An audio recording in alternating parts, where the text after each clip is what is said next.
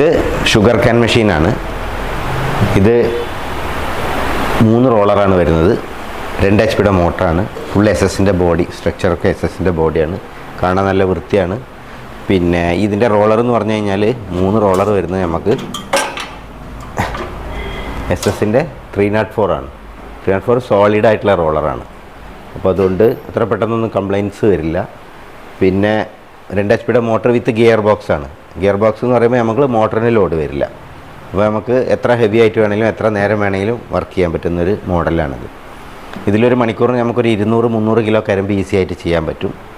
പിന്നെ നല്ല വൃത്തിയാണ്. കാണുമ്പോൾ തന്നെ നമ്മൾ ഷോപ്പിലൊക്കെ വയ്ക്കാൻ കോമ്പാക്റ്റ് മോഡലാണ്. കുറച്ച് സ്ഥലം മതി. 2 HP മോട്ടറേ ഉള്ളൂ. പിന്നെ അധികം നോയ്സും കാര്യങ്ങളൊന്നുമില്ല, സൗണ്ടൊന്നും അധികം ഉണ്ടാവില്ല. ഈസിയാണ്, സേഫ്റ്റിയാണ്. കൈ കുടുങ്ങോ അല്ലെങ്കിൽ നമ്മൾ ഡ്രസ്സോ എന്തെങ്കിലും ഉള്ളിൽ കുടുങ്ങോ അങ്ങനത്തെ ഒന്നുമില്ല. ഒക്കെ ഇൻബിൽഡാണ്. മോട്ടർ അതിൻ്റെ ഗിയറൊക്കെ ഇൻബിൽഡ് ആയതുകൊണ്ട് നമുക്ക് പേടിക്കാണ്ട് യൂസ് ചെയ്യാൻ പറ്റും.